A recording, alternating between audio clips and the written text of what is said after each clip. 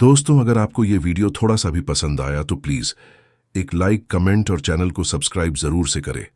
आज के लाइक्स का टारगेट है 200 लाइक्स। मुझे पता है आप इसे पूरा कर लेंगे क्योंकि आप हैं सुपर अमेजिंग। तो चलिए शुरू करते हैं। चैप्टर 291। डेंग शेंटोंग अब पूरी तरह ज़ांग यी के कैंप में शामिल हो गया था। साथ ही ज़ांग यी के डेंग की टेक्नोलॉजी में इन्वेस्टमेंट से दोनों फैमिली बहुत नजदीक हो गईं। ज़ांग यी ने नेचुरली सोचा कि डेंग फैमिली से युद्ध की तैयारी के लिए बड़े रिसोर्सेज मिल सकते हैं। मिस्टर ज़ांग यी, मैंने आपकी सिचुएशन शेंटोंग से सुनी है। डेंग युएनबो ने डेंग शेंटोंग की तरफ इशारा किया। ये लड़का बहुत टाइट लिप्ड है और कुछ नहीं बताया, बस कहा कि आपका वुलवान एम्पायर से कॉन्फ्लिक्ट हुआ है और गुस्से में उन्होंने आपके खिलाफ ये टैक्टिक निकाला रिटेलिएशन के लिए। असल में ज़ांग यी को मामन को सील करने का मिशन बताने में कोई प्रॉब्लम नहीं थी। आखिर इसमें दुनिया की बड़ी ताकतें शामिल थीं। डेंग युएनबो का मतलब था कि ज़ांग यी डेंग शेंटोंग पर ट्रस्ट रखे, वो डबल क्रॉस नहीं करेगा। ज़ांग यी ने बात छुपाई नहीं, पूछा, अगर मैं वुलवान एम्पायर पर वॉर डिक्लेयर करना चाहूं, पूरा वॉर नहीं बस रिटेलिएटरी एक्ट, तो क्या डेंग फैमिली मेरा सपोर्ट करेगी? डेंग युएनबो की स्माइल गहरी हो गई। ये मजाक नहीं था। वुलवान एम्पायर की ताकत सबको पता थी। अगर वो अपनी फोर्स मोबिलाइज कर दें तो पूरे हुआक्सू किंगडम को खत्म कर सकते हैं। बेशक ये आधा साल पहले की बात थी। चाहे हुआक्सू की ताकत अब बढ़ गई हो, फिर भी वुलवान एम्पायर का सामना करना मुश्किल था। टॉप एक्सपर्ट्स, टेक्नोलॉजी और एक्स्ट्रॉर्डिनरी लोगों की संख्या में वो पीछे थे। वॉर शुरू करने की सोच को देखकर लगता था ज़ांग यी ओवरथिंकिंग कर रहा है, लेकिन डेंग युएनबो ने बस एक पल सोचा, फिर ईमानदारी से कहा, हमें अब मिस्टर ज़ांग यी की एबिलिटीज पर पूरा भरोसा है। आप जो भी करना चाहें, हम जरूर हेल्प करेंगे। सही साइड चुनना जरूरी था। जितना क्रूशल समय, उतना बड़ा रिवॉर्ड। डेंग युएनबो ज़ांग यी को अच्छे से जानता था। वो पागल नहीं था जो बिना सोचे कमजोर से मजबूत को हराने चले। ज़ांग यी तभी एक्ट करता जब पूरी तरह रेडी होता। ज़ांग यी हल्के से मुस्कुराया, डेंग युएनबो की बात से खुश हुआ। पर डेंग फैमिली उसकी कैसे हेल्प कर सकती थी? ज़ांग यी के मन में क्यूरियोसिटी थी। उसके पास पहले से लोग और हथियार थे, कमी ज्यादा कुछ की नहीं थी। कैसे हेल्प कर सकती है डेंग फैमिली? ज़ांग यी ने सीधे पूछा। डेंग शेंटोंग की आंखों में चालाकी की चमक आई, जैसे कह रहा हो, हमारी फैमिली को कम समझ रहे हो? अब भी दिखाता हूं। हाँ, मिस्टर ज़ांग यी, आप सच में साफ बोलते हैं, तो मैं भी ट्रिक नहीं करूंगा। हम डेंग टेक्नोलॉजी में सालों से म्यूटेंट्स पर रिसर्च कर रहे हैं, अलग अलग म्यूटेशंस का डेटा कलेक्ट कर रहे हैं, और ये आपके थैंक्स टू है जो मेरे नेफ्यू को एक्सपीडिशन में लेकर गए और बहुत इंपॉर्टेंट इंटेलिजेंस मिली। हमने बहुत प्रोग्रेस की है, आइए देखिए। डेंग युएनबो ने डेंग गार्डन के पीछे चलने का इशारा किया। डेंग शेंटोंग भी क्यूरियोसिटी से भरा था। अंकल, कुछ नया है? उसकी क्यूरियोसिटी फेक नहीं लगी। लगता था उसे भी इस रिसर्च के बारे में नहीं बताया गया था। डेंग युएनबो की मिस्ट्री वाली स्माइल बनी रही, लेकिन उसने सीधा जवाब नहीं दिया। रिसर्च में बहुत टाइम लगता है। वो दोनों को लेकर स्टडी में गया। स्मार्ट डिवाइस से कंट्रोल होकर स्टडी जल्दी बदल गई। जैसे बिल्डिंग ब्लॉक्स, फर्श और दीवारें फिर से असेंबल हुईं और 3 मोटी फ्लोरबोर्ड लेयर्स के नीचे से एक एलिवेटर निकला। ये डेंग टेक्नोलॉजी का सबसे सीक्रेट है। गारंटी है आपको इंटरेस्ट आएगा, उसने ज़ांग यी से मिस्ट्री से कहा, आंखों में कॉन्फिडेंस के साथ। ओह! ज़ांग यी की क्यूरियोसिटी बढ़ी। अब ज्यादा चीजें उसकी इंटरेस्ट नहीं बढ़ाती थीं। डेंग युएनबो कुछ और नहीं बोला, बस उन्हें एलिवेटर में इनवाइट किया। एलिवेटर नीचे गिरा, 500 मीटर अंडरग्राउंड जाकर रुका। इतनी गहराई पर, सतह पर डेथ ऑफ लव का ब्लास्ट भी कम असर करता। 500 मीटर नीचे बेस बनाने में बहुत टाइम, सामान और लोग लगे होंगे। ये बेस अपोकलिप्स के बाद नहीं, पहले से बना था। तीनों अंडरग्राउंड बेस पहुंचे, जहां हल्की सफेद रोशनी थी। डरावना माहौल नहीं था, फिर भी ज़ांग यी को ठंडा सा एहसास हुआ। ये जानी पहचानी गंध थी। ये डाइंग स्पीसीज का फेरोमोन था, वार्निंग की दूर रहो। बैटलफील्ड में जहां अनगिनत लोग दफन हुए, वैसा ही एहसास था। ज़ांग यी ने हल्का भौं सिकोड़ लिया। यहां बहुत मौतें हुई थीं, बहुत। डेंग युएनबो आगे चला, शांत आवाज में बोला, जो आप देखने वाले हैं वो आपको फिजिकल डिस्कंफर्ट दे सकता है, लेकिन मुझे लगता है कि इतने बैटल्स के बाद आपको एक्सेप्ट करने में दिक्कत नहीं होगी। आखिर इस दुनिया की रोशनी के पीछे हमेशा अंधेरा होता है, और अंधेरा भी रोशनी को लेकर चलता है, जैसे ब्लैक कोल जलकर लाइट और वार्मथ देता है। नोबेल ने डायनामाइट बनाया जिससे अनगिनत लोग मरे, लेकिन उससे कई लोगों की जान भी बची। दंग युएनबो धीरे से बोला, जिससे जांग यी को अजीब सा फीलिंग आया। आप क्या कहना चाहते हैं? जांग यी ने पूछा। चिंता मत करो, अभी देखोगे। दंग युएनबो की स्माइल बनी रही और वो एक के बाद एक लैबोरेटरी से गुजरे। रास्ते में जांग यी ने कई लैब वर्कर्स को व्हाइट कोट में टेस्ट ट्यूब्स और बीकर्स से खेलते देखा। उसने बड़े ग्लास कंटेनर्स भी देखे जिनमें अजीब सा मांस था, और ध्यान से देखने पर पता चला कि वो बेबी का एम्ब्रियो था। दिल में अजीब सा एहसास और गहरा हो गया। आखिर डेंग युएनबो उन्हें एक लेबोरेटरी की ग्लास वॉल के सामने रोक दिया। ग्लास पूरी तरह काला था, अंदर कुछ दिख नहीं रहा था। जांग यी के पास आने पर डंग युएनबो ने लाइट आइसोलेशन हटा दी। एक पल में तेज रोशनी ने ग्लास के पीछे का सब दिखा दिया। एक बहुत बड़ा लेबोरेटरी, जैसे कोई बड़ा फार्म, पर अंदर जानवर नहीं बल्कि अनगिनत बड़े ग्लास कंटेनर्स थे। उन कंटेनर्स में छोटे छोटे बेबी एम्ब्रियो सो रहे थे। गिनती मुश्किल थी, नजर दौड़ाने पर अंत नहीं दिख रहा था। ये क्या है? क्या ये एलियंस हैं जो जेनेटिक इंजीनियरिंग से बनाए गए हैं? जांग यी ने क्यूरियोसिटी से पूछा। डंग युएनबो ने सिर हिलाया और धीरे से कहा, ये सब कंज्यूमेबल्स हैं। कंज्यूमेबल्स? जांग यी थोड़ा चौंका। ये तो बस एम्ब्रियोज हैं, ये कंज्यूमेबल्स कैसे हो सकते हैं? मिस्टर डेंग, मैं आपकी बात समझा नहीं। डेंग युएनबो हल्के से हंसा। वो जांग यी को देखकर शांत स्वर में बोला, चेरनोबिल से जो इंपॉर्टेंट इंटेलिजेंस तुम लाए, उसने हमारी बहुत मदद की है। इससे हमें इनह्यूमन्स की एबिलिटीज का असली सोर्स समझने में भी मदद मिली। वो है इंसानी लॉन्गिंग, है ना? जांग यी ने सच में ये बात दंग शनटोंग को बताई थी, और ये बात कई अंडरग्राउंड सिविलाइजेशंस को पता है। जुनजंग चर्च, शेंगजिंग डिस्ट्रिक्ट और कोलंबिया के हाई रैंक ऑफिशियल्स को भी ये सीक्रेट्स या कम से कम इसका अंदाजा है। डंग युएनबो ने सिर हिलाया। सुपर पावर्स की जड़ ईथर की स्पिरिचुअल पावर से आती है, तो जब बहुत सारे जीव मरते हैं तो बहुत सी स्पिरिचुअल पावर बनती है और दुनिया में फैल जाती है। बाकी लोग उसे अब्जॉर्ब करके म्यूटेशंस पाते हैं। मेरा मानना है कि ईथर का मास्टर इस दुनिया के जीवों को समय समय पर साफ करता है, क्योंकि अगर वो अनंत तक रिप्रोड्यूस करते रहें तो ईथर से लगातार स्पिरिचुअल पावर मांगते रहेंगे। सोचो, अगर इस विशाल ब्रह्मांड में युद्ध न हो तो लोग जन्म, बुढ़ापा, बीमारी और मौत से गुजरेंगे। लेकिन जब टेक्नोलॉजी बढ़ेगी और इंसान ब्रह्मांड के रिसोर्सेज पर काबू पा लेंगे तो रिसोर्सेज की कमी से लोग भूखे नहीं मरेंगे। तब इंसानों की संख्या सैकड़ों अरब, शायद अनंत हो सकती है। जांग यी ने सिर हिलाया। तुमने जो कहा उसमें गलती नहीं, पर इसका तुम्हारे काम से क्या लेना देना? उसने डरावनी संख्या वाले एम्ब्रियोज की ओर इशारा किया। क्या तुम स्पिरिचुअल एनर्जी के लिए बड़ी पॉपुलेशन ब्रीड करने का सोच रहे हो? डंग युएनबो मुस्कुराया, हाथ पीछे रखकर बोला, तुम्हारी दी हुई जानकारी के आधार पर हमने एडवांस्ड एक्सपेरिमेंट्स किए। 3 महीने बाद एम्ब्रियोज में हल्की कॉन्शियसनेस आने लगती है, तभी उनमें स्पिरिचुअल पावर बनने लगती है। और एक बात जो शायद तुम्हें नहीं पता, मिस्टर जांग यी, इन्फेंट की स्पिरिचुअल पावर असल में अडल्ट से ज्यादा होती है। इस पर जांग यी को आखिर समझ आया कि डंग युएनबो क्या कर रहा था। क्या तुम इस दुनिया का लूप होल यूज कर रहे हो? आर्टिफिशियली एम्ब्रियोज बनाकर 3 महीने तक नर्चर करके फिर एक्सट्रैक्ट करना? जांग यी के मन में हलचल हुई। उसने नए बने एम्ब्रियोज को देखा, दिल शौक से भर गया, लेकिन वो कुछ बोल नहीं पाया। ये मामला इंसानी एथिक्स और मोरालिटी तक पहुंच चुका था। डंग युएनबो बोला, मुझे पता है ये बात तुम्हें अभी स्वीकार करना मुश्किल है, पर मैं गारंटी देता हूं हम पहले नहीं हैं जो ये कर रहे हैं। ये डेथ ऑफ लव जैसा है, इतनी बड़ी डिस्ट्रक्टिव फोर्स, इतने सिंपल फिजिक्स प्रिंसिपल से।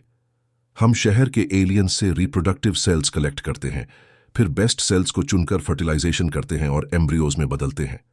इस तरह माता पिता के जीन्स से कंजेनिटल म्यूटेशंस भी हो सकते हैं, जिससे एम्ब्रियो का स्पिरिचुअल कंटेंट ज्यादा होगा। डंग युएनबो ने रीडिंग ग्लासेस ठीक की, हाथ पीछे रखकर बोला, यह साइंस है और ये इंसानियत को बचाने और एंड टाइम्स में जल्दी ताकत पाने का सबसे तेज रास्ता है। ये प्लैनेट 4.6 बिलियन साल पुराना है। इसमें विशाल रिसोर्सेज हैं, पर इन सालों में अनगिनत एडवांस्ड लाइफ रेसेस पैदा हुई। हर जनरेशन रिसोर्सेज लूट लेती है। हमारे समय में टेक्नोलॉजिकल सिविलाइजेशन बाकी रेसेस से बहुत पीछे है, और जो रिसोर्सेज बचे हैं वो हैं जिन्हें उन्होंने नहीं चाहा। उसने एक उंगली उठाई। लेकिन क्रिएटर फेयर है, हमारे पास अब भी एक रास्ता है। जांग यी चुप रहा, बोलने को शब्द नहीं थे। देंग शेंटुंग भी शॉक और कॉन्फ्लिक्ट के भाव में खड़ा था। देंग युएनबो सही था, इस एक्सपेरिमेंट से जल्दी बहुत स्पिरिचुअल पावर बन सकती थी, पर यह ह्यूमन एथिक्स को तोड़ता भी था। पीछे से बाकी लोग भी आए। इस विशाल लैबोरेटरी को देखकर सब हैरान थे। जो केयर थोड़ी संभली हुई थी, डॉक्टर होने के नाते उसने बड़े बड़े सीन्स देखे थे। दंग युएनबो की थ्योरी पर उसने थोड़ी सहलाते हुए मेडिकल एंगल से कहा, एथिक्स और प्रैक्टिकलिटी का बैलेंस मुश्किल है, लेकिन मेडिकल नजर से यह अच्छा तरीका है। यांगशिया एक तरफ भागकर जोर से उल्टी करने लगी। उसने मुंह पोंछा और पीली शक्ल से बोली, पर यह काम तो डिस्गस्टिंग लगता है। जो केयर बोली, मेडिकल एक्सपेरिमेंट्स में इससे भी ज्यादा अनएक्सेप्टेबल चीजें होती हैं। बाकी लोग एक दूसरे को देखने लगे, कुछ बोल नहीं पाए। सिर्फ यंग शिनचिन एक्साइटेड थी। हाँ, मैं पहले इस तरीके के बारे में क्यों नहीं सोची।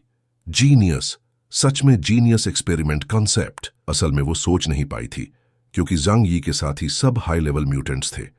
ये तरीका मास म्यूटेंट्स ब्रीडिंग के लिए ठीक था, हाई लेवल म्यूटेंट्स के लिए नहीं। सीधे कहें तो ये 9 साल की कंपल्सरी एजुकेशन जैसा था। जांग यी और उसकी टीम सब पीएचडी या प्रोफेसर्स थे, तो उनके लिए यूजलेस था। लेकिन इस टेक्नोलॉजी से पूरे जांगनन रीजन इची नहीं, पूरे हुआक्सू किंगडम की नेशनल स्ट्रेंथ बढ़ सकती थी। प्रैक्टिकल इंटरेस्ट और मॉरल एथिक्स की टक्कर ने सबको उलझन में डाल दिया। ये उलझन सिर्फ जांग यी और यांग शिनचिन जैसे प्रैग्मेटिस्ट्स तक सीमित नहीं थी। जांग यी ने बस एक सवाल किया, जब ये मरेंगे क्या इन्हें दर्द होगा? दंग युएनबो ने जवाब दिया, हम सबसे जेंटल तरीका यूज करेंगे ताकि इन्हें बिल्कुल दर्द ना हो। मेडिकल एंगल से 3 महीने के एम्ब्रियो की सेंसेस फुली डेवलप्ड नहीं होती। ह्यूमन डेफिनेशन में ये अभी लीगल ह्यूमन नहीं माने जाते। दंग युएनबो ने बहुत बातें कहीं, सब जंग यी के अंदरूनी डाउट दूर करने के लिए। उसने हाथ फैलाए। चमक और रौनक के पीछे उसे संभालने के लिए कुछ गंदी चीजें जरूरी होती हैं। हमारी टेक्नोलॉजी हुआक्सू किंगडम को विशाल स्पिरिचुअल पावर दे सकती है। तुम समझते हो ये कितनी कीमती है? जांग यी ने गहरी सांस ली। पहले यहां से निकलते हैं। वास्ट एम्ब्रियो कल्चर वेसल्स देखकर वो सच में ओवरवेल्म हो गया। तभी उसे यंग शिनचिन की हल्की एक्साइटेड आवाज सुनाई दी, ब्रदर, मैंने अंडरवर्ल्ड के गेट कीपर को हराने का तरीका ढूंढ लिया है। जांग यी चौंका। क्या बात है शिनचिन, तुम्हें नया इंस्पिरेशन मिला? यंग शिनचिन, जो अपनी मेमोरीज शेयर कर रही थी, जांग यी की विजन से बाहर की हर चीज देख सकती थी। उसकी आंखें चमक उठीं। अगर हम नैरोली डिफाइंड रिसोर्सेज से लिंक के ह्यूमन फॉर्म को पावर दें, जैसे प्राइमोर्डियल स्टोन्स और फॉसिल फ्यूल्स, तो पूरे हुआक्सू नेशन के रिजर्व्स खत्म कर दें, तब भी शायद उसे जागृत करना मुश्किल होगा। लेकिन अगर हम स्पिरिचुअल मैटर यूज करें तो जो टैंजिबल है वो पावरलेस है, और जो इंटैंजिबल है वो पावरफुल है। ब्रह्मांड की सारी चीजें इथेरिक एग्रीगेट क्रिएटर कगागो की विल से पैदा हुई हैं। इसलिए थॉट की पावर इन्फिनिट है, जो टाइम और स्पेस से भी आगे जा सकती है। जांग यी को अचानक रियलाइजेशन हुआ। समझ गया, तुम कहना चाहती हो कि डेंग फैमिली के एक्सपेरिमेंटल मेथड्स से स्पिरिचुअल पावर लेकर लिंक को एक्टिवेट कर सकते हैं। फिर उसने हाथ फैलाकर हल्की मुस्कान दी। लेकिन इसमें कितनी पावर लगेगी? तुम्हें पता है, लिंक की ताकत यिहेन क्लैन के 14.8 billion high level spiritual essences से आती है। यंग शिनचिन बोली, ये कम से कम सोच का नया रास्ता खोलता है, और मुझे भरोसा है कि डंग फैमिली अकेली ताकत नहीं जिसने ये तरीका खोजा है। जांग यी रुका और पीछे मुड़कर डंग फैमिली के फादर सन को देखा, जो पीछे आ रहे थे। मिस्टर डेंग, अब तक आपने इस सब्सटेंस और उससे बनी स्पिरिचुअल पावर की कितनी कॉपीज इकट्ठा की है? देंग युएनबो ने थोड़ा सोचकर कहा, 5 लाख से ज्यादा कॉपीज। ये बहुत महंगा काम है। प्रोडक्शन के लिए बिजली और न्यूट्रिएंट सोल्यूशन भी कम नहीं लगता। जांग यी ने सोचा और पूछा, अगर मैं आपसे इन्हें उधार मांगूं तो क्या देंगे? दंग युएनबो ने हाथ पीछे रखे, सिर झुकाकर सोचा, फिर जांग यी की ओर देखा। अगर आज ये बात कोई और कहता तो मैं मानता नहीं। वो मुस्कुराया, लेकिन अगर तुम कहते हो तो मैं मान लूंगा और सब दे दूंगा। ये हमारी डेंग फैमिली और तुम्हारे बीच की दोस्ती के लिए है। जांग यी ने संतुष्टि से सिर हिलाया। धन्यवाद। और मैं वादा करता हूं कि तुम्हारे सारे काम का बदला और बड़े इनाम से दूंगा। एक दिन वो वुलुअन एम्पायर को जरूर मिटा देगा। तब हंटिंग किंगडम को मिलने वाला फायदा बेहिसाब होगा। उस समय जंग यीदंग फैमिली को भी मुनाफे में हिस्सा देगा। उसने इस लेबोरेटरी के अस्तित्व पर कोई टिप्पणी नहीं की। सीधी बात, वो खुद ऐसा नहीं कर सकता था, लेकिन अपनी मॉरल सेंस के कारण दूसरों के काम की आलोचना भी नहीं करेगा। जंग यी ने डंग फैमिली के फादर डॉटर को अलविदा कहा और ब्लिजर्ड सिटी के उस इलाके की ओर बढ़ा जो खास टियनहाई सिटी के लोगों के लिए था। जंग यी के जाने के बाद डंग युएनबो और दंग शेंटोंग ने उसकी गायब होती दिशा में जटिल नजरों से देखा। डंग शेंटोंग को जलन हुई और गैप बढ़ने पर उदासी भी। डंग युएनबो खुश था कि उसने अपनी जिंदगी का सबसे सही इन्वेस्टमेंट किया। उसने मुड़कर अपने नेफ्यू की आंखों में उदासी देखी, मुस्कुराकर कंधा थपथपाया। जांग यी के साथ जाने से क्या हासिल हुआ? दंग शेंटोंग कड़वी मुस्कान के साथ बोला, उसके आसपास इतने टैलेंटेड लोग हैं कि मेरे टैलेंट दिखाने का मौका ही नहीं मिला। नेचुरली मुझे ज्यादा हासिल नहीं हुआ। तुम गलत हो, दंग युएनबो ने नेफ्यू को सिखाया। लोगों का रिश्ता बिजनेस जैसा है। करीबी रिश्तेदार या दोस्त भी हो, रिश्ता लंबे समय तक चलाने के लिए ट्रांजैक्शन जरूरी है। पेरेंट्स उन्हीं बच्चों से सबसे ज्यादा प्यार करते हैं जो इमोशनल वैल्यू देते हैं, चाहे प्रॉमिसिंग हो या ओबीडियंट और सेंसिबल हो। दोस्तों के रिश्ते भी इंटरेस्ट या इमोशंस के एक्सचेंज से बनते हैं। तो अगर तुम चाहते हो कि जंग यी तुम्हें और मौके दे, तो एक ही तरीका है, अपनी एबिलिटी साबित करो। देंग शेंटोंग का चेहरा थोड़ा गिरा, कड़वी मुस्कान। अंकल, मजाक मत करो। इप्सिलॉन पूरी जंगनन रीजन में रेयर है। ब्लिजर्ड सिटी में होता तो स्ट्रॉन्गेस्ट में से होता, लेकिन जांग यी के सामने मेरी ताकत कुछ नहीं। उसके घर के पेट्स भी मुझे पकड़कर पीट सकते हैं। दंग युएनबो ने कंधा थपथपाकर मुस्कुराया। चिंता मत करो। क्या तुम सोचते हो कि मैंने तुम्हें जो दिखाया वो बेकार था? देंग शेंटोंग थोड़ा चौंका, फिर समझा। आप कहना चाहते हैं कि उस एक्सपेरिमेंट से मिली पावर से मैं अपनी ताकत बढ़ाऊं? बिल्कुल। इस एक्सपेरिमेंट का पहला मकसद ही तुम्हें स्ट्रांग बनाना है, दंग युएनबो ने गंभीरता से कहा। देंग शेंटोंग अब देंग फैमिली के राइज की उम्मीद था। भले ही लोली इप्सिलॉन हो, फिर भी इप्सिलॉन था, आम लोगों के लिए भगवान जैसा। बड़े पावर्स में भी वो टॉप के करीब था। लेकिन आपने तो ये एनर्जी जंग यी को देने का वादा किया। दंग युएनबो ने उसे देखा और दंग शेंटोंग समझ गया। सब चालाक बिजनेसमैन थे। कौन अपना पूरा वेल्थ सच में दिखाता है? देंग फैमिली का स्टॉक डेंग फैमिली के लिए ही रहेगा। देंग शेंटोंग का दिल उत्साह से भर गया। ये बायोलॉजिकल एक्सपेरिमेंट सिर्फ 3 महीने में बड़ी मात्रा में स्पिरिचुअल एनर्जी निकाल सकता था। ताकत में बढ़त भले तेज ना हो, लेकिन सेफ और स्टेबल थी। उसने मुट्ठी भींची, आंखों में उम्मीद लौट आई। एक दिन मैं वर्ल्ड क्लास एक्स्ट्रॉर्डिनरी बनूंगा। सच्चा आदमी जब तक जिंदा है इंफीरियर रहकर कैसे संतुष्ट हो सकता है? जांग यी, कम से कम एक दिन मैं तुम्हारे बराबर खड़ा रहूंगा। उसने जांग यी को हमेशा अपना गोल माना था, पर उसे सरपास करने की हिम्मत नहीं थी। रीसेटलमेंट काम अच्छा चल रहा था और जू जंग ऐसी बात में जांग यी को धोखा देने की हिम्मत नहीं करता था। सब ठीक से सेटल हो गए थे तो जांग यी ने सिर हिलाया। घर सुरक्षित हो तभी सपनों का पीछा किया जा सकता है। टियनहाई फोर्ट्रेस भी शहर के साउथ ईस्ट में रीसेटलमेंट एरिया के बीच लगाया गया। लोग रोज इस मैसिव इम्पेनिट्रेबल फोर्ट्रेस को देखकर सुरक्षित महसूस करते थे। जांग यी घर लौटा, सब छाया से निकल आए। उनका वार्म और आरामदायक घर हमेशा उनका सबसे खुशहाल ठिकाना था। जांग यी ने यांग शिनशिन को पास बुलाया। गर्म ड्रिंक पर दोनों ने इकट्ठा किए गए डेटा पर चर्चा की। अगर हम वुलुआन एम्पायर को पूरी तरह खत्म करना चाहें तो कितनी आर्मी चाहिए? यांग शिनशिन ने सीधे कहा, पूरे देश की ताकत, और वो भी तब जब लिंग का ह्यूमन फॉर्म एक्टिव हो। सबसे मुश्किल हिस्सा अंडरवर्ल्ड के गेटकीपर्स से निपटना था। पूरे देश की ताकत। जांग यी ने घूंट भरते हुए ये शब्द दोहराए। पूरे देश की ताकत एग्जॉस्ट करना बिल्कुल मुमकिन नहीं था। समंदर के 6 बड़े रीजन शायद ही अपनी सारी फौज जांग यी को देंगे और वुलुआन एम्पायर से जंग में भारी जानमाल का नुकसान होगा। मेरा प्लान है पहले लव डेथ बॉम्ब्स की बड़ी क्वांटिटी जमा करना, कम से कम 500, फिर वुलुआन एम्पायर में घुसकर उसके सेंटर में ब्लास्ट करना। फिर हम अपनी आर्मी को वुलुआन एम्पायर में भेजेंगे, वहां के केओस का फायदा लेकर जंग शुरू करेंगे। क्या ये काम करेगा? जंग यी ने अपना प्लान बताया। यंग शिनशिन बोली, जंग इतनी आसान नहीं होती, इसमें बहुत कॉम्प्लेक्स सिचुएशंस होती हैं, पर आपके साथ भाई कई प्रॉब्लम्स आसान हो सकती हैं। जैसे इन्फिल्ट्रेशन। नॉर्मली 20,000 मीटर अंडरग्राउंड बड़ी आर्मी को बिना पकड़े ले जाना इम्पॉसिबल है, पर आपकी एबिलिटी से ये इजीली हो सकता है। वुलुआन एम्पायर के एलियंस की इंफॉर्मेशन हमें 6 सिल्वर आर्मर्ड जनरल्स के मुंह से मिली है।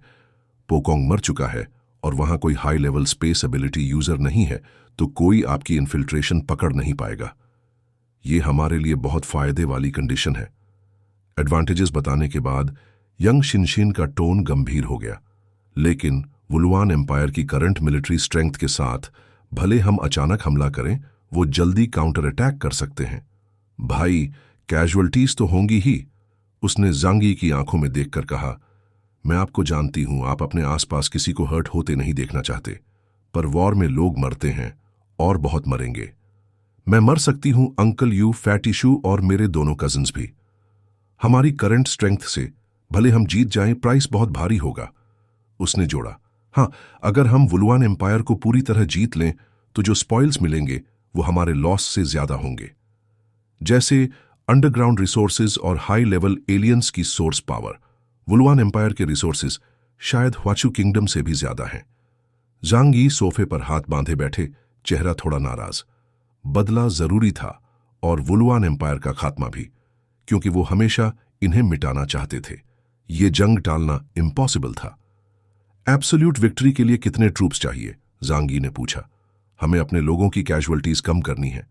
यंग शिनशिन ने जल्दी से हिसाब लगाया, फिर बोली, कम से कम दुगुनी एनिमी स्ट्रेंथ, और वो भी तभी जब हम आपकी एबिलिटीज से सरप्राइज अटैक करें। जांग यी सोफे पर क्रॉस लेगेड बैठा, ठुड्डी पर हाथ रखे सोच रहा था। मामला उसके सोचे से कहीं ज्यादा कॉम्प्लेक्स था। ये कोई सिंपल हाई लेवल एलियंस की लड़ाई नहीं थी, बल्कि एक पावरफुल एडवांस्ड सिविलाइजेशन से जंग थी, एक अनाहिलेशन वॉर। इतनी कॉम्प्लेक्सिटीज थीं कि दिमाग ओवरलोड हो रहा था। अगर हम वो मैकेनिकल लाइफ फॉर्म्स रिपेयर कर लें तो उम्मीद है? जांग यी ने यंग शिनशिन को देखा। यंग शिनशिन मुस्कुराई। अगर ऐसा हो जाए तो हम 100% जीतेंगे, क्योंकि सिविलाइजेशन लेवल में चांग जियुअन किंगडम की टेक्नोलॉजी वुलुआन एम्पायर से कहीं आगे थी। पर हमारे पास तो बस कुछ डिब्री है। रिपेयर के लिए बहुत सप्लाईज और बहुत एनर्जी चाहिए। हम रास्ता निकालेंगे। जांग यी ने सोफे पर पीछे झुकते हुए सीलिंग की ओर देखा। अगर ये टूगल और बाकी कर सकते हैं तो मैं क्यों नहीं?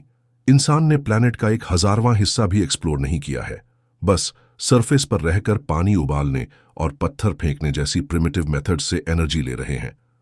हम बस फॉसिल फ्यूल्स यूज करते हैं। पर एंशिएंट सिविलाइजेशंस के पास ऐसे एडवांस्ड रिसोर्सेज थे जिनमें ज्यादा एनर्जी स्टोरेज और छोटा साइज था। हम जरूर बहुत एनर्जी ढूंढ लेंगे। जांग यी की आंखों में चमक आ गई। हमें लिंक को एक्टिवेट करना होगा। एक super ancient god level civilisation के रूप में उसके डेटाबेस में वो आंसर्स होंगे जो मुझे चाहिए। उसे याद आया कि लिंक का ह्यूमन फॉर्म सिर्फ पावरफुल ह्यूमनॉइड नहीं था, बल्कि प्लैनेट की जियोग्राफी और ह्यूमैनिटीज का बड़ा भंडार था। जांग यी तुरंत सोफे से कूदकर लू केरान के स्टूडियो की तरफ चला गया। लू केरान का स्टूडियो कई गुना बढ़ चुका था। वो रेगुलरली अपना मेचा रिपेयर करती थी, इसलिए उसने कई वेयरहाउसेस जोड़कर 20 मीटर ऊंचा और सैकड़ों स्क्वायर मीटर्स का बड़ा स्पेस बना लिया था। जांग यी ने पोलाइटली डोरबेल दबाया। केरन, मैं जांग यी हूं। ब्रदर जांग यी, बस 1 मिनट। जल्द ही भारी अलॉय डोर अंदर से खुला और लू केरन व्हाइट टैंक टॉप और हार्ड हैट पहने हाथ में टूल्स लिए आई। जांग यी अंदर गया और देखा कि लिंग एक वर्क बेंच पर पड़ी वायर से जुड़ी थी। केरन, कोई ब्रेक थ्रू हुआ? लू केरन ने आह भरते हुए कहा, भाई, मैंने सोचा था अपनी वॉइड ट्रांसफॉर्मेशन एबिलिटी से जल्दी लिंक की बॉडी स्ट्रक्चर समझ लूंगी, पर अब समझ आया कि टेक्नोलॉजी समझ भी लूं तो भी करंट एबिलिटी और क्राफ्ट्समैनशिप से रेप्लिकेट इम्पॉसिबल है। उसने लिंक की ओर इशारा किया। सिर्फ इस बॉडी का मटेरियल ही स्टार के कोर जैसा है। जांग यी ने ठुड्डी छूते हुए पूछा, स्ट्रेंथ रिवाइव न भी करें तो क्या उसे जगाकर नॉर्मल बात कर सकते हैं? लू केरन ने सिर टेढ़ा किया। यह मुश्किल नहीं। वो हंसी।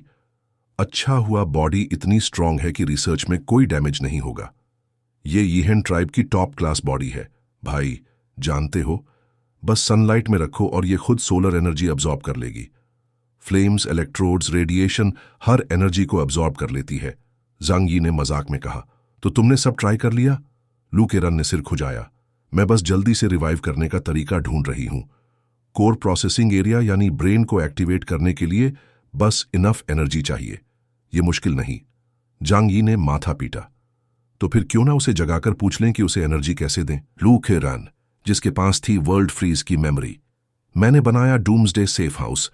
जांग यी की बात सुनकर मुंह खोलकर रह गई। सबने सोचा असली लिंग ईथर में जा चुकी है, भूल गए कि ये शेल भी रखती है लिंग की ज्यादातर मेमोरी। लू केरन तुरंत गई वर्कबेंच पर, पावर नॉब ऑन किया और लिंग के बॉडी को एनर्जी सप्लाई देने लगी। प्योर गोल्ड वायर्स में तेजी से एनर्जी बहने लगी। थोड़ी देर में जांग यी ने देखा लिंग की गर्दन हिली, लाइफलेस आंखों में लाइट चमकी और बॉडी मूव करने लगी। यह बिल्कुल वही लुक था जो जांग यी ने पिछली बार एक्टिवेशन पर देखा था। एक्सप्रेशनलेस, आंखें कोल्ड, एक पूरी तरह इमोशनलेस मशीन। जांग यी लिंग के पास गया और पूछा, लिंग, क्या तुम्हें याद है मैं कौन हूं? लिंग ने जांग यी को देखा। उसकी वॉइस जानी पहचानी लेकिन इमोशनलेस थी। 6th generation human, Tianyu palace legacy के रेसिपिएंट जांग यी। उसने अचानक आंखें बंद की और गर्दन उठाई जैसे कोई सिग्नल रिसीव कर रही हो। फिर बोली, समझ गई, मेरी सोल ने तुम्हें इस बॉडी तक गाइड किया, क्योंकि तुम वही ह्यूमन हो जिसे मैंने चुना है, जो सब लिविंग बीइंग्स को बर्थ और डेथ के पेनफुल साइकिल से मुक्त करेगा। लेकिन तुम बहुत कमजोर हो आने वाले सफरिंग का सामना करने के लिए, इसलिए मैं ये बॉडी तुम्हें छोड़ती हूं। लिंग की स्पिरिट ईथर वर्ल्ड में और बॉडी इस वर्ल्ड में दोनों की मेमोरी सेम थी। उसे बस स्पिरिट के विचारों का अंदाजा लगाना था। तो मैं तुम्हारे ऑर्डर्स फॉलो करूंगी। जांग यी ने राहत की सांस ली। तो क्या तुम बता सकती हो कि अपनी पावर को पीक तक रिवाइव कैसे किया जाए? लिंग ठंडी आवाज में बोली, करंट हालात में यह सिर्फ थियोरेटिकली पॉसिबल है। तुम्हारी पावर इतनी वीक है कि सफिशिएंट साइकिक एनर्जी मुझे नहीं दे सकती। जैसा सोचा था। जांग यी ने माथा पीटा।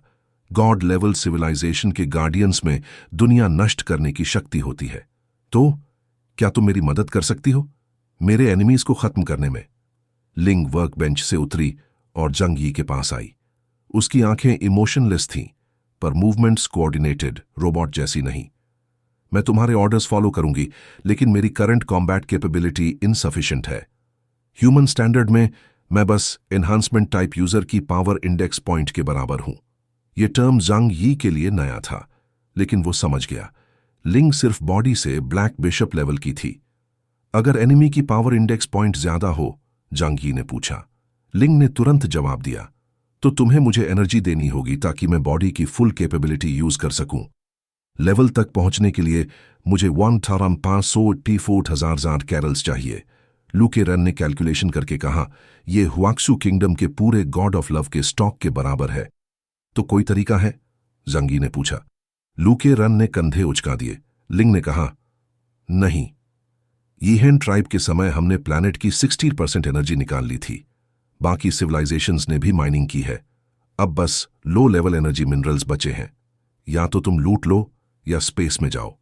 यूनिवर्स में शुरुआत के समय के बने एनर्जी मटेरियल्स हैं। जांग यी चुप रहा। लिंग बोली, नियरेस्ट सेलेस्टियल बॉडी है मून, वहां ह्यूज एनर्जी माइन है। जांग यी ने लू केरन से पूछा, मेरी करंट एबिलिटी से मैं स्पेस में जा सकता हूं? लू केरन ने रोका, इम्पॉसिबल। मून 364,000 किलोमीटर दूर है। तुम्हें 20 घंटे नॉन स्टॉप स्पेस शटल करना होगा, बिना सोए। आर्मर वैक्यूम झेल ले, फिर भी माइनिंग मुश्किल है। वेट करो, स्पेसशिप बनाना पॉसिबल है। मेरे पास ब्लूप्रिंट्स हैं। जांग यी ने तय किया, मैं रिसोर्सेज लाऊंगा ताकि तुम्हारी ताकत अंडरवर्ल्ड गेटकीपर को हरा सके। जांग यी ने आर्म्स फोल्ड करके कहा, वुलुआन एम्पायर कब अटैक करेगा पता नहीं, मुझे जीतना ही होगा। लिंग बोली ठंडे स्वर में, तो अपनी पूरी कोशिश करो। जांग यी उसकी बेपरवाह नॉनशलांट अंदाज देखकर फिर से भौहें उठा नहीं सका। वो वहीं जानी पहचानी नजर थी।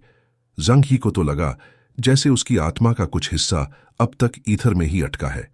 बेशक ये नामुमकिन था।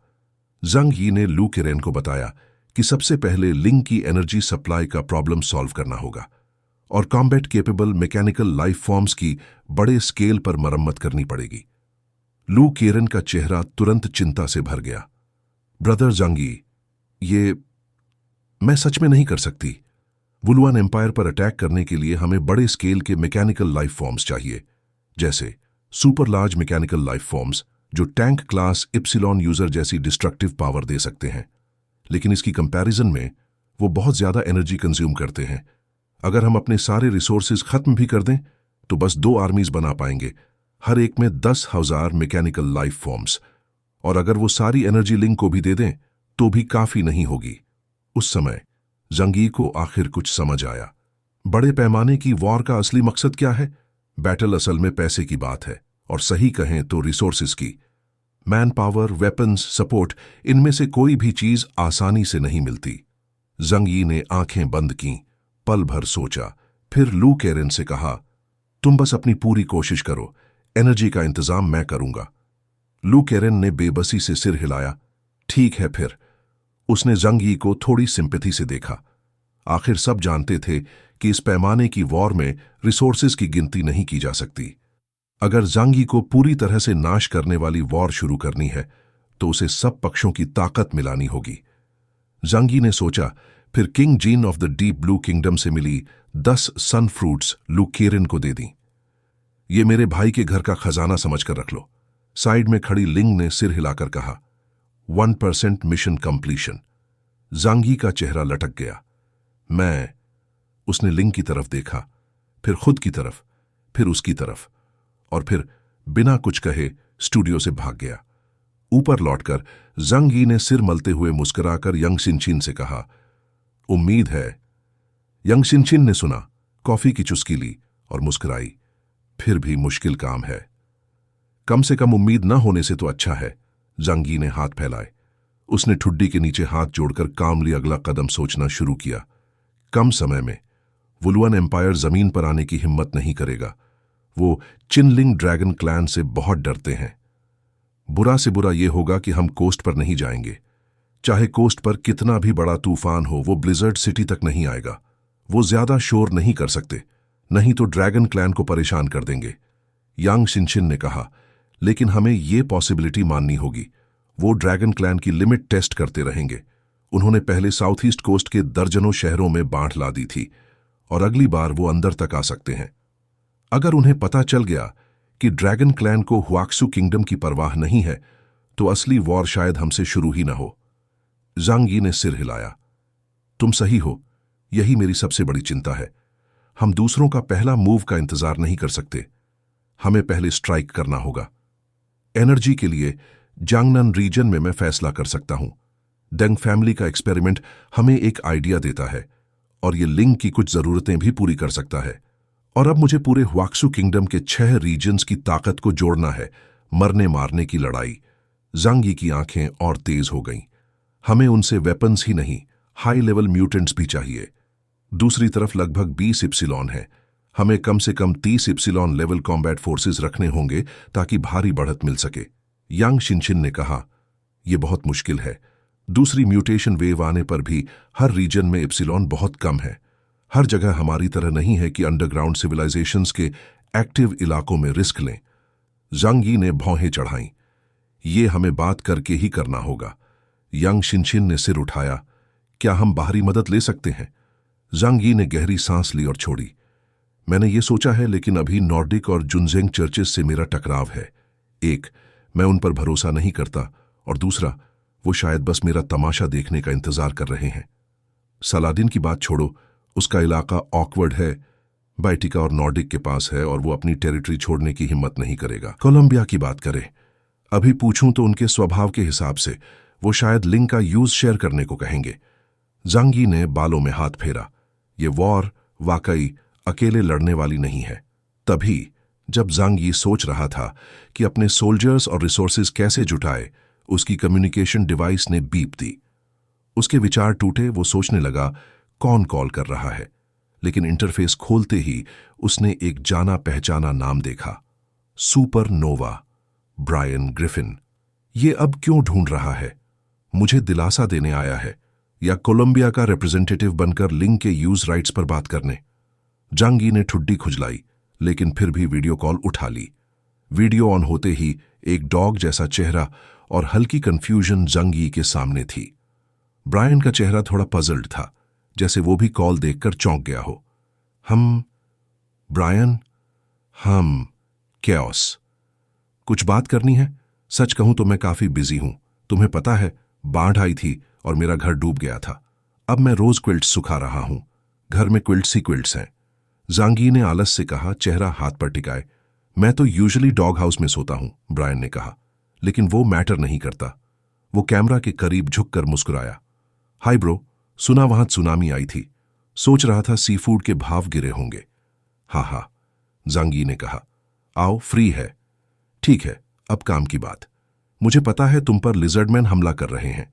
अगर मदद चाहिए तो मैं आ सकता हूं। जांगी और हैरान हो गया। ब्रायन उसकी मदद करना चाहता था। थोड़ी देर सोचकर उसने ब्रायन से कहा, तुम्हें पता है ना, मैंने हाल ही में तुम्हारे नेचुरल साइंस एसोसिएशन के प्लूटो से फाइट की थी। सैब्रिचेस, जो मेमोरी याद करता है, ने हाथ फैलाते हुए कहा, पता है तो क्या, लेकिन अब तुम मेरी मदद करने की बात कर रहे हो। सच कहूं तो मैं थोड़ा सरप्राइज हूं। साफ कहें, मदद करने की तुम्हारी शर्तें क्या हैं? जांग यी कोलंबिया से सावधान रहा। आखिर वो देश प्लैनेट के दूसरे तरफ था और अपोकलिप्स के बाद वो कभी वहां नहीं गया था। लेकिन अचानक एक ब्लैक बिशप लेवल प्लूटो का आना जांग यी को सतर्क करने के लिए काफी था। ब्रीचेस ने सिर साइड में घुमाया, जैसे किसी की परमिशन का इंतजार कर रहा हो, फिर सिर हिलाया। ठीक है भाई, सच कहूं, इस बार कोई चाहता है कि मैं तुम्हारा काम करूं। किसने तुम्हें कहा मेरी मदद करने को? ब्रीचेस ने अपने बड़े पंजे जोड़े, चेहरे पर गर्व भरी मुस्कान। तुम गेस कर सकते हो? जांग यी ने पल भर सोचा, फिर एक पॉसिबिलिटी समझ में आई। ब्रीचेस के कांटेक्ट करने के बस दो कारण हो सकते थे। या तो ये नेचुरल साइंस एसोसिएशन का ऑर्डर था, या फिर वो टोंग ऑर्गेनाइजेशन का मेंबर था। एक बहुत बोल्ड आइडिया जांग यी के दिमाग में आया। डॉन के 4 नाइट्स में से 2 की पहचान हो चुकी थी, किंग आर्थर स्पिरिचुअल नाइट और सैलाडिन मॉरल नाइट। वो चाहते थे कि जांग यी खुद वैनिटी नाइट बने, लेकिन एक अभी बाकी था। क्या ये? जांग यी ने ब्रायन को इमेज में घूरा, आंखों में अजीब नजर। क्या तुम डॉन ऑर्गेनाइजेशन से हो? 4 नाइट्स ऑफ द डॉन का आखिरी वाला? ब्रायन ने अपने डॉग पॉ से थम्स अप किया, सफेद दांत दिखाते हुए। कमाल, सही गेस किया। जांग यी, डॉन ऑर्गेनाइजेशन पागल है क्या? एक डॉग को 4 नाइट्स ऑफ द डॉन बना दिया? जांग यी को यह बात समझ नहीं आई। ब्रायन की ताकत का अंदाजा लगाना भी मुश्किल था। उसका साइकिक एबिलिटी इंडेक्स काफी हाई था, लेकिन वो लड़ाई में अक्सर आलसी रहता था। अगर कोलंबिया को सच में कोई चुनना था तो प्लूटो जैसे और अच्छे ऑप्शंस थे। ब्रायन को जांग यी के एक्सप्रेशन से चिढ़ हो गई। उसने दांत दिखाकर गुर्राया, क्यों, कोई आपत्ति है? वुफ! जांग यी ने जल्दी हाथ हिलाए। बिल्कुल नहीं। 4 नाइट्स किसे बनाना है ये उनका मामला है, मुझसे कोई लेना देना नहीं। ब्रायन का चेहरा थोड़ा बिगड़ गया। असल में मैंने पहले ये मानने का सोचा ही नहीं था, लेकिन मेरे बॉस को लगता है कि कोलंबिया को इस बड़े रिलीजियस सेंचुरी गेम में दिखना चाहिए। तुम जानते हो, कोलंबिया के ज्यादातर लोग जुनजेंग सेक्ट के बिलीवर हैं, तो हमें बस ऐसा हाई लेवल एलियन चुनना था जिसको फेथ ना हो, और उसे टोंग ऑर्गेनाइजेशन में डालना था। फेथ की प्यूरिटी को डॉग से बेहतर क्या मेंटेन कर सकता है? कसम से, मुझे उस सन ऑफ गॉड के बारे में कुछ पता नहीं जिसे क्रॉस पर चढ़ाया गया था। जांग यी ने सोचकर बात का पॉइंट पकड़ लिया। तो तुम रिप्रेजेंटेटिव हो, ये सब तुम्हारे पीछे वाले बॉस का आइडिया है, सही? जांग यी ने जिज्ञासा से पूछा, क्या मैं तुम्हारे बॉस से मिल सकता हूं? ब्रायन मुड़ा और चिल्लाया, बॉस, हुआक्शू का हुंदुन आपसे मिलना चाहता है। दूसरी तरफ से एक जोरदार डकार की आवाज आई, फिर एक बूढ़े आदमी की बड़बड़ाहट। क्या मुझसे मिलना है? धत, मैंने तो तुम्हें कहा था उसकी मदद करने को। वो शायद अभी दुनिया भर में मदद ढूंढ रहा होगा। हिकी, अभी के हुआक्सू की ताकत से वुलुआन एम्पायर से सीधा टकराना बहुत मुश्किल है। जब तक हिकअप वो डीमंस आई से मिले ट्रेजर को जागृत न कर दे, तब शायद हालात बदल सकते हैं। जांग यी ने नाक रगड़ी। पहले तो उसने सोचा ये आदमी शराबी है, लेकिन उसने हालात का इतना साफ एनालिसिस किया, ये उम्मीद नहीं थी। क्या ये वही प्रोफेसर दा विंची हैं जिनका तुमने जिक्र किया था? ब्रायन ने पहले बताया था कि उसका ओनर एक साइंटिफिक गीक है और उसी की वजह से वो म्यूटेट होकर इप्सिलॉन लेवल म्यूटेंट डॉग बना। ये ज़ांग यी के लिए दिलचस्प था। कोई जो डाविंची का नाम रखने की हिम्मत करे और एक बिशप लेवल सुपर डॉग बनाए, वो साधारण इंसान नहीं हो सकता। बर्प। एक डकार के साथ गंदे सफेद कोट और चप्पल पहने बिखरे बालों वाला बूढ़ा स्क्रीन पर आया। हाथ में वाइन की बोतल, कपड़ों पर उल्टी के दाग। ज्यादा एक ड्रंकन होमलेस जैसा, साइंटिस्ट कम। ये था professor da Vinci of the natural science association, जिसे ब्रेनियस्ट मैन और फैंटास्टिक जीनियस कहते थे। असली नाम जॉर्ज डाविंची, जो खुद को डाविंची का असली वंशज बताता था। ये था professor da Vinci of the natural science association, जिसे ब्रेनियस्ट मैन और फैंटास्टिक जीनियस कहते थे। असली नाम जॉर्ज डाविंची, जो खुद को डाविंची का असली वंशज बताता था। प्रोफेसर डाविंची कैमरा के करीब आया और ज़ांग यी ने मजबूरी में मुस्कुराकर कहा, हाय हेलो प्रोफेसर डाविंची, मिलकर खुशी हुई, आपकी गाइडेंस के लिए शुक्रिया। प्रोफेसर लड़खड़ाते हुए आगे बढ़ा, आंखें मिचमिचाते हुए ज़ांग यी को देखा। ज़ांग यी ने पीछे उसके सिर से जुड़े एक सिल्वर मेटल डिवाइस को देखा, जैसे कोई हुड जिससे कई ट्यूब्स जुड़ी थीं।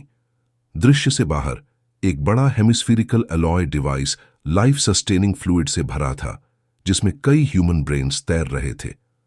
Chaos, hello, nice to meet you. तुम काफी इंटरेस्टिंग हो। हिकअप, तो तुम वुलवन एम्पायर से वॉर करने जा रहे हो? हिकअप, तो मैं आऊंगा, और ये हमारा बेवकूफ डॉग भी साथ लाऊंगा। उसने ब्रायन को गले लगाया और वाइन पी। चलो मिलकर उन लिजर्ड्स को खत्म करें। हाँ हाँ। भले ही उसकी बातें लड़खड़ाती थीं, लेकिन ज़ांग यी ने महसूस किया कि उसकी लॉजिक साफ थी। वही ब्रायन को भेजकर ज़ांग यी से मदद मांगने वाला था। ज़ांग यी ने हल्की भौहें चढ़ाईं। ऐसा आदमी बिना कारण मदद नहीं करता। लेकिन तुम्हारे मदद करने के कारण? कारण पूछने की जरूरत है? तुम बहुत ताकतवर हो। यिहेन ट्राइब की दुनिया से निकलकर तुमने उनका ट्रेजर पाया होगा, और तुम्हारे पास अब भी यिहेन ट्राइब के एक ताकतवर सदस्य का बॉडी है।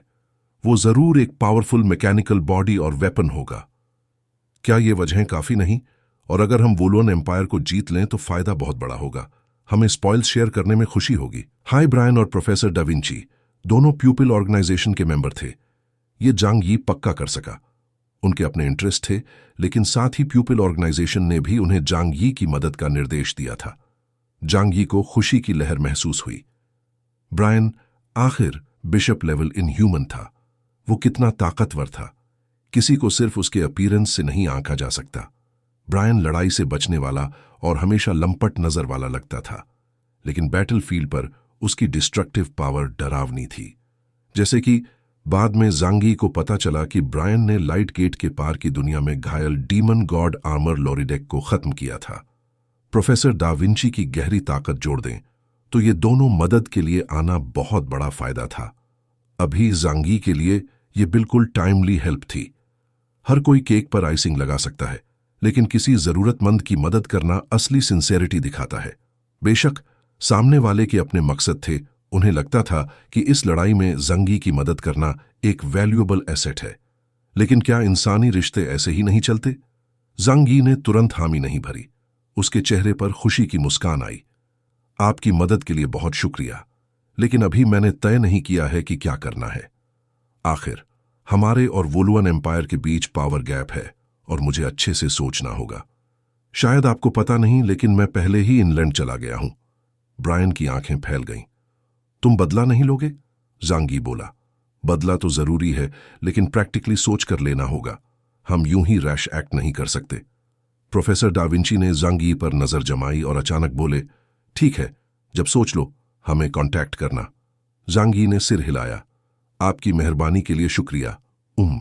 एक सवाल और, क्या आप खुद को रिप्रेजेंट करते हैं या कोलंबियन लीडरशिप की विल को? प्रोफेसर डाविंची के होठों पर मुस्कान आई। हमारा natural science association Colombian leadership की विल रिप्रेजेंट कर सकता है। कोलंबिया की सैन्य ताकत के स्तंभ के रूप में नेचुरल साइंस एसोसिएशन के पास ये एक्स्ट्रॉर्डिनरी पावर थी। ज़ांग यी ने सिर हिलाया। समझ गया, तो मुझे अच्छे से सोचने दो। उसने कॉल खत्म कर दी। ज़ांग यी ने सीधे सामने वाले को यह नहीं बताया कि वो पहले से वुलवन एम्पायर पर हमला करने की योजना बना रहा है। सीक्रेट्स जरूरी होते हैं। जब तक सारी तैयारी पूरी ना हो, जितने कम लोग इस बारे में जानें, उतना बेहतर। यहां तक कि दूसरे रीजन्स के हायर अप्स भी जांग यी के वॉर प्लान से अनजान थे। उसका रिलोकेशन असली मकसद छुपाने के लिए था। कोलंबिया की मदद से इस बार सफलता की संभावना कम से कम 5 से 10% बढ़ जाएगी। ब्रायन, एक बिशप लेवल फाइटर, वो भी वाइड एरिया ग्रेविटी कंट्रोल वाला बिशप लेवल इनह्यूमन, बहुत बड़ी मदद है। किसी भी तरह ब्रायन का कॉल जांग यी के लिए हौसला बढ़ाने वाला था। तो अगला कदम था मेहनत जारी रखना और रिसोर्सेज जुटाना। जांग यी ने जायंट चिंचिला के पेट से सोती हुई हुआहुआ को उठाया। मियाओ, हुआहुआ ने उनींदी आंखें खोली और जांग यी से पूछा, मास्टर, आप क्या कर रहे हैं? मैं कुछ उधार लेने जा रहा हूं। जांग यी ने हुआहुआ को उठाया और यांग शिनशिन के वर्क प्लेस पहुंचा। यांग शिनशिन अपनी वर्क रूम में थी, सुपर कंप्यूटर के अंदर, जो पूरे टियनहाई फोर्ट्रेस को कंट्रोल करता था। वो बैटल प्लान बना रही थी। उसके दिमाग में वुलुअन एम्पायर की पूरी इंटेलिजेंस भरी थी, troop deployments, fire power networks और हाई लेवल म्यूटेंट्स की जानकारी। वॉर पूरी तरह जीतने के लिए उसे हर पहलू पर ध्यान देना था। साथ ही जांग यी की शर्त थी कि की पर्सनल की हानि कम से कम हो, जिससे यांग शिनशिन पर और ज्यादा जिम्मेदारी थी। जांग यी को देखते ही यांग शिनशिन ने काम रोका और मुस्कुराकर पूछा, ब्रदर, क्या हुआ? थोड़ा बाहर चलते हैं, तुम मेरे साथ आओ। महत्वपूर्ण मामलों में चर्चा करते समय जांग यी को यांग शिनशिन को साथ रखना पसंद था, ताकि कोई भी गलत सोच न सके। यांग शिनशिन ने सिर हिलाया और कुर्सी से उठी। कहां जा रहे हैं? Deep sea, deep blue kingdom. Zhang Yi का पहला स्टॉप डीप ब्लू किंगडम था, किंग जिन से खाना उधार लेने के लिए। असल में खाने के बजाय वो स्ट्रेटेजिक रिसोर्सेज उधार ले रहा था। समुद्र तल रिसोर्सेज से भरपूर था और डीप ब्लू किंगडम लंबे समय से समृद्ध था। बिना किसी बड़ी वॉर के तो उनके भंडार जरूर बहुत होंगे। किंग जिन भी बात करने में आसान था, तो जांग यी पहले उसी के पास गया। जांग यी ने हुआहुआ और यांग शिनशिन को साथ लिया और जो केयर को कहा कि जो भी मिलने आए पहले उसे रोक दे। फिर वो सीधा डीप ब्लू किंगडम की ओर निकल पड़ा। अब जांग यी के लिए दूर की जमीन बस कुछ दर्जन मिनट का सफर थी। वो माहिर की तरह डीप सी में उतरा और ग्विक्सू के नीचे डीप ब्लू किंगडम का गेट ढूंढ लिया। गेट की रक्षा करते सैनिकों ने जांग यी को पहचाना और हथियार निकालकर आगे आए। ये जमीन का ह्यूमन नहीं है। लगता है तुम्हारा नाम हुंदुन है। यहां किस काम आए हो? जांग यी ने कहा, मैं किंग जिन से मिलना चाहता हूं। गेटकीपर ने एक कॉन्च शेप्ड डिवाइस निकाला और कान से लगाया। थोड़ी बातचीत के बाद उसने जांग यी से कहा, मेरे साथ आइए। जल्द ही जांग यी की किंग जिन से मुलाकात हुई। मिस्टर हुंदुन, काफी समय हो गया, क्यों लौटे? लैंड पर कोई मुसीबत आई? मरमेड सीधे और नेक थे, लेकिन मूर्ख नहीं, खासकर जब बात उनके राजा की हो। जांग यी ने सीधा अपना मकसद बताया। आपको पता है कि सील्ड लैंड में हमें अटलांटिस और उलुअन एम्पायर की संयुक्त सेना ने अटैक किया था। वो हमें मैमन को सील करने से रोकना चाहते थे, लेकिन हमने उलुआन एम्पायर पर काउंटर अटैक किया। बदले में उन्होंने सुनामी छोड़ी, जिसने हमारे कोस्टल सिटीज को डुबो दिया। मेरे रहने की जगह कई लोग मरे और पूरी सिटी खाली हो गई। उनके बारे में जो मैं जानता हूं, ये रिटेलिएशन नहीं रुकेगा, लेकिन हमारे पास जो रिसोर्सेज हैं, उनसे इस लड़ाई को एक बार में खत्म करना मुश्किल है। किंग जिन ने दाढ़ी सहलाई। प्रिंस जी और बाकी दो ने लौटकर सील्ड लैंड की घटना की रिपोर्ट दी थी। अटलांटिस और उलुअन एम्पायर के काम सुनकर वो भी गुस्से में था। तुम रिसोर्सेज उधार लेना चाहते हो, इसमें दिक्कत नहीं, लेकिन अगर बस लोग चाहिए तो माफ करना, हम ज्यादा मदद नहीं कर सकते। मरमेड्स लैंड पर उतरते ही उनकी कॉम्बैट इफेक्टिवनेस बहुत घट जाती है, ये तुम जानते हो। जांग यी ने सिर हिलाया। मुझे पता है, इसीलिए मैं बस रिसोर्सेज चाहता हूं, जैसे सन गॉड ट्री का फ्रूट। सन गॉड ट्री का फ्रूट एक पावरफुल अंडरग्राउंड वॉल्केनो की एनर्जी और सन गॉड ट्री द्वारा कलेक्ट की गई स्पिरिचुअल एनर्जी दोनों कंटेन करता है। इसे लिंक को पावर देने में काफी यूजफुल होगा। किंग जिन ने थोड़ी देर सोचा और जांग यी से कहा, सन फ्रूट का हमारे लिए भी इंपॉर्टेंट यूज है, तो इस बार मैं तुम्हें मैक्सिमम 50 दे सकता हूं, यही हमारी लिमिट है। सन गॉड ट्री हर साल सिर्फ 200-300 फ्रूट देता है। किंग जिन सच में सिंपल इंसान था और एक बार में 50 देना असल में जांग यी की एक्सपेक्टेशन से कहीं ज्यादा था। जांग यी ने डीप ब्रेथ लिया और इमोशन में कहा, मैं केओस, तुम्हारा ये फेवर याद रखूंगा। एक दिन जरूर डीप ब्लू किंगडम और हिज मैजेस्टी द किंग का ये एहसान चुकाऊंगा। किंग जिन का ये सीधा वादा इंसानी दुनिया में लगभग इम्पॉसिबल था। जांग यी ने सोचा था कि दोनों के बीच टर्म्स पर नेगोशिएशन होगी, लेकिन किंग जिन की स्ट्रेट फॉरवर्डनेस ने उसे इमोशनल कर दिया। लोगों के बीच ऐसा जेन्युइन ट्रस्ट पहली बार उसने अपने कंपेनियंस के अलावा किसी से महसूस किया। किंग जिन तैरकर जांग यी के पास आया और मुस्कुराकर बोला, हालांकि मैं तुम्हें सनफ्रूट ज्यादा नहीं दे सकता, लेकिन मेरे पास कुछ और एनर्जी सोर्सेज हैं। पता नहीं वो तुम्हारे काम आई या नहीं। जांग यी पलकें झपकाते हुए ऑलमोस्ट स्पीचलेस हो गया। और क्या है? जांग यी, जो अपनी मोटी स्किन के लिए मशहूर था, पहली बार थोड़ा शर्मिंदा महसूस कर रहा था। हाँ, सी बेड में मिनरल्स की कमी नहीं है, बस ऑर्डिनरी एनर्जी सोर्सेज हैं। हमारे डीप ब्लू किंगडम की पॉपुलेशन कम है, तो माइनिंग रेयरली होती है। हम बस उन्हें मार्क कर देते हैं। और सी बेड पर तुम्हारे ह्यूमन जहाजों के शिपरेक्स भी हैं। कभी कभी उनमें इंटरेस्टिंग आइटम्स मिल जाते हैं, जिन्हें हम कलेक्ट कर लेते हैं। किंग जिन ने जांग यी को अपने सी हॉर्स कैरेज में बैठाया और दूर की तरफ ले गया। डीप ब्लू किंगडम के रेजिडेंशियल एरिया से सैकड़ों किलोमीटर दूर एक विशाल बैरन इलाका था। यहां की जमीन रेडिश ब्राउन थी और वेजिटेशन का नामो निशान नहीं था।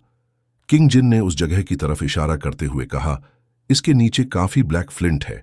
सही तरीके से प्रोसेस करने पर यह हीट पैदा कर सकता है, लेकिन अंडर वाटर हमारे फ्लेम से इग्नाइट करना मुश्किल है, इसलिए इसका यूटिलाइजेशन रेट लो है। हमारे साइंटिस्ट्स ने पाया कि यह वाटरलेस एनवायरनमेंट में बेस्ट यूज होता है, इसलिए हमने इसे लार्ज स्केल पर माइन नहीं किया। जांग यी ने तुरंत अपना स्मार्ट डिवाइस निकाला और एरिया स्कैन किया। रबिड हेलमेट से निकली रेड रेज ने सब सरफेस को पेनिट्रेट किया। कुछ ही देर बाद स्मार्ट सिस्टम ने फीडबैक दिया, यहां बहुत बड़ी कोल रिजर्व है, प्रिलिमिनरी एस्टिमेट से 100 मिलियन टन से ज्यादा। जांग यी ने कहा, सिर्फ 100 मिलियन टन्स, ज्यादा तो नहीं है। यंग शिनचिन ने शैडोज से कॉफ करते हुए कहा, यह दुनिया के सबसे बड़े प्रूवन कोल रिजर्व से 3 गुना ज्यादा है। उसने जल्दी कैलकुलेशन किया और कहा, अगर हम कंबस्टिबल इक्विपमेंट से इस कोल को एनर्जी में कन्वर्ट करें तो ये कम से कम 10,000 मैकेनिकल लाइफ फॉर्म्स को 6 महीने कंटिन्यूअस रन करवा सकता है। जांग यी की आंखें चमक उठीं। उसे लिंग की वो बात याद आई, high level energy resources almost सबके कंट्रोल में हैं, लेकिन ऑयल, कोल, नेचुरल गैस जैसे लो लेवल सोर्सेज भी बड़ी क्वांटिटी में हाई लेवल में कन्वर्ट हो सकते हैं।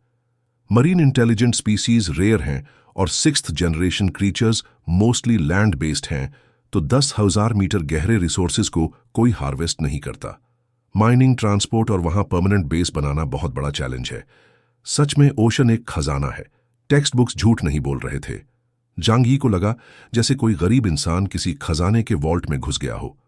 किंग जिन ने थोड़ा शर्माते हुए कहा, ब्लैक फ्लिंट रिजर्व्स तो बहुत हैं, लेकिन माइनिंग मुश्किल है। मैं लोग भेजूंगा, लेकिन दिन में कुछ 100 टन से ज्यादा नहीं निकाल पाएंगे। जांग यी ने हाथ हिलाया, नहीं, तुमने पहले ही बहुत हेल्प कर दी है, ये मैं खुद कर लूंगा। फिर उसने डायमेंशनल पोर्टल खोला और अंडरग्राउंड डाइव किया। Vast pitch black coal mine में उसने हाथ उठाया और एक साथ 3,000 डायमेंशनल पोर्टल्स खोल दिए। अब हर पोर्टल इतना बड़ा था कि उसमें एक स्काईस्क्रेपर भी आ सकता था। उसने बिना झिझक क्रूड कोल ऑल्टरनेट डायमेंशन में स्टोर करना शुरू कर दिया। वापस जाकर लूकेरान और तियानहाई सिटी के वर्कर्स उसे प्रोसेस कर एनर्जी में बदलेंगे। एनर्जी लॉस के बाद भी यह रिसोर्स इमेंस होगा। किंग जिन ने उसे गायब होते देखा और आवाज दी, मिस्टर केओस, तुम कहां हो? तभी सी बेड जोर से हिलने लगा। बूम! एक बड़ा हिस्सा कोलैप्स हो गया। नीचे से जांग यी की आवाज आई, योर मैजेस्टी, ये चीजें मैं खुद रख लूंगा। किंग जिन को समझ आ गया कि जांग यी के पास स्पेशल सुपर पावर्स हैं। वो मुस्कुराया, अच्छा है। फुल पावर पर 3,000 पोर्टल्स के बावजूद जांग यी को पूरी कोल माइन अब्सॉर्ब करने में कई घंटे लग गए। इस बड़े कमोशन ने डीप ब्लू किंगडम के बहुत लोगों को अट्रैक्ट किया। प्रिंस जी, जनरल मिंग हाई और जनरल यू भी पहुंचे। फादर, ये क्या हो रहा है? प्रिंस जी ने पूछा। किंग जिन ने सब बताया। जनरल यू ने कोल्ड टोन में कहा, हमारे सी बेड के अच्छे रिसोर्सेज दूसरों को फ्री में दे दिए गए, सच में इरिटेटिंग है। जनरल मिंग हाई ने उसे देखा। ये रिसोर्सेज माइनिंग में बहुत मुश्किल हैं और अंडर वाटर यूज नहीं हो सकते, इन्हें दे देना ही बेहतर है। लैंड वाले भी हमारी तरह 6th जनरेशन इंटेलिजेंट स्पीशीज हैं। फ्यूचर में डिजास्टर्स फेस करने के लिए हमें साथ काम करना होगा। जनरल यू ने हाथ बांधकर कोल्ड स्नॉट किया, बस इसलिए कि अभी हमारी टेक्नोलॉजी रेडी नहीं है। जब ये रिसोर्सेज यूज करने लायक बनेंगे तब हमें पछताना पड़ेगा। किंग जिन ने नीचे देखे उस संकन ओशन लैंड को, जो अब एक ह्यूज ब्लैक पिट बन चुका था। मुझे डर है कि हम तब तक इंतजार नहीं कर पाएंगे। ये सुनते ही तीनों दिग्गजों ने किंग जिन की तरफ देखा। प्रिंस जी ने पूछा, फादर, आपका मतलब क्या है? किंग जिन का चेहरा गंभीर हो गया। उसने प्रिंस की तरफ देखते हुए कहा, तुम्हारी पिछली जांच के अनुसार ड्रुक टाइटन के चारों तरफ का सील पूरी तरह सड़ चुका है। ज्यादा वक्त नहीं लगेगा, वो आजाद हो जाएगा।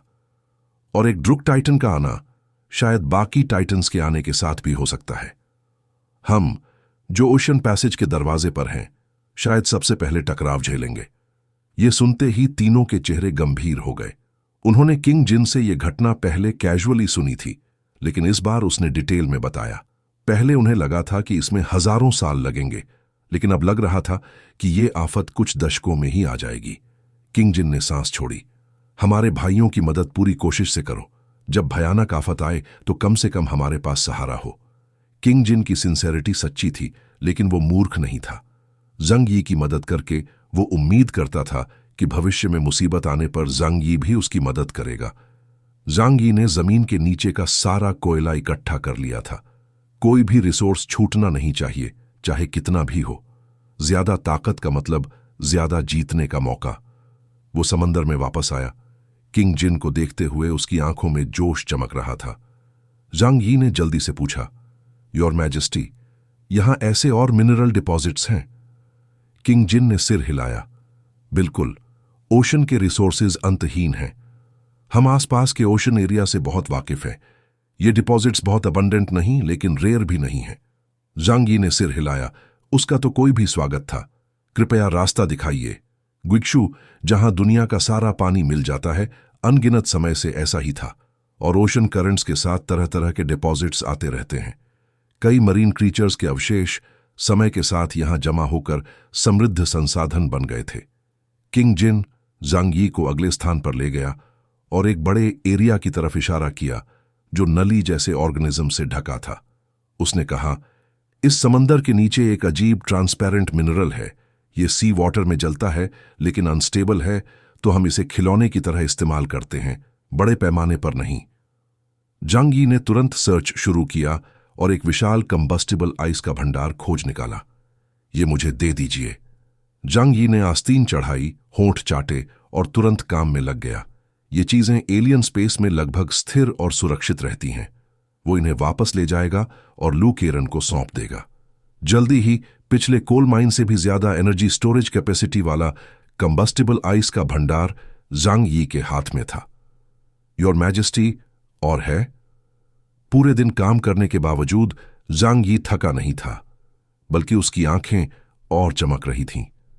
इस रफ्तार से तो वो मैकेनिकल सिविलाइजेशंस की एक विशाल सेना फिर से बना सकता था। लिंग को एनर्जी देना भी बड़ी बात नहीं रह जाती।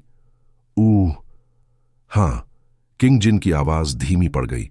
भले ही वो इन डिपॉजिट्स को शायद ही कभी निकालते थे, लेकिन जंग यी की लुटेरे जैसी स्पीड देख वो थोड़े विचलित हो गए। लेकिन जुबान निकल चुकी थी और वो अपनी बात से पीछे हटने वाला आदमी नहीं था। तो वो जंग यी को गिक्शु के पास कई और जगहों पर ले गया। जंग यी लगातार माइनिंग करता गया। 7 विशाल खाइयां बना दी। अंडरसी ऑयल, कोल, नेचुरल गैस, कंबस्टिबल आइस, कोई भी एनर्जी सोर्स जो काम आ सके उसने सब ले लिया। आखिरकार ओशन इतना विशाल था और उसका एलियन डिमेंशन इतना बड़ा कि लिमिट की चिंता नहीं थी। योर मैजेस्टी, और है? अब देर रात थी। ओशन की गहराई अंधेरे में डूबी हुई थी। जंग यी लैंप जलाकर मेहनत करता रहा। इस बार सच में कुछ नहीं बचा। किंग जिन की आवाज सूखी थी। ये मिनरल डिपॉजिट्स करोड़ों सालों में बने हैं। तुमने ग्विक्शु के आसपास के सारे बड़े डिपॉजिट्स खत्म कर दिए हैं। ओशन विशाल है। अगर तुम्हारे पास समय है तो फिर खोजो, शायद नई चीजें मिल जाएं।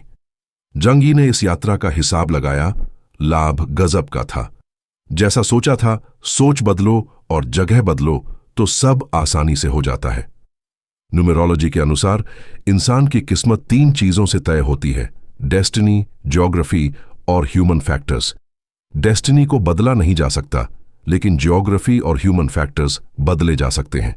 इसलिए समस्या आने पर जगह और तरीका बदलकर फिर कोशिश करो, शायद सफलता मिल जाए। जांग यी ने किंग जिन के शर्मिंदा चेहरे को देखा और समझा कि उसने लालच ज्यादा कर दी थी। उसने ग्वीक्षु के आसपास का इलाका तहस नहस कर दिया था, जैसे कोई गरीब रिश्तेदार खाने के लिए आया हो और थोड़ा और लो के कहने पर 7-8 कटोरी चावल और दर्जनों बंस खा जाए। जांग यी ने किंग जिन से कहा, मैं इस बार गंभीर मुसीबत में हूं और मुझे सच में इन एनर्जी रिसोर्सेज की जरूरत है। मैं तुम्हारा एहसान मानूंगा और केओस के नाम की कसम खाता हूं कि अगर तुम्हें और डीप ब्लू किंगडम को मेरी मदद की जरूरत पड़ी तो मैं पूरी कोशिश करूंगा। जांग यी के अपने प्रिंसिपल्स थे: छोटी से छोटी दुश्मनी का बदला और छोटी से छोटी मदद का एहसान लौटाना। ये उसके आसपास के लोगों से साफ दिखता था। किंग जिन ने मुस्कुराकर हाथ हिलाया, अगर कभी इस दुनिया का विनाश होने का खतरा आया तो हमें साथ काम करना होगा। इसलिए जमीन के भाइयों की मदद करना खुद की मदद करना है। वो अचानक गंभीर होकर बोला, मैं हमेशा किंगडम के लोगों से कहता हूं, रिसोर्सेज बचाओ और अपने लिए मत इस्तेमाल करो। भविष्य में इन्हें जमीन के भाइयों की मदद के लिए इस्तेमाल करो। उसने जनरल यू की तरफ इशारा किया, जो पास खड़ा था। तुम्हारे लिए इतना काफी है? अगर नहीं तो जनरल यू के घर से ले लो। जनरल यू हक्का बक्का था। मैं जांग यी ने हंसते हुए हाथ हिलाया, नहीं नहीं, यह हमारे लिए काफी से भी ज्यादा है। उसने दोनों हाथ जोड़कर किंग जिन को सलाम किया। मरमेड किंगडम की एक परंपरागत शिष्टाचार। मैं अपने काम पूरे करके वापस तुम्हारा शुक्रिया अदा करने आऊंगा। फिर वो डीप ब्लू किंगडम छोड़कर चला गया। समय किसी का इंतजार नहीं करता। अब जब एनर्जी की समस्या लगभग हल हो गई थी तो उसे हथियार और मैन पावर की समस्या सुलझानी थी। तो अगला कदम था हुआक्सू नेशन के हर बड़े क्षेत्र में जाना। अगर आपको यह वीडियो थोड़ा सा भी पसंद आया तो प्लीज इस वीडियो को एक लाइक, कमेंट और शेयर कर दीजिएगा और चैनल को भी सब्सक्राइब कर दीजिएगा। मुझे पता है आप इसे पूरा कर लेंगे क्योंकि आप है सुपर अमेजिंग।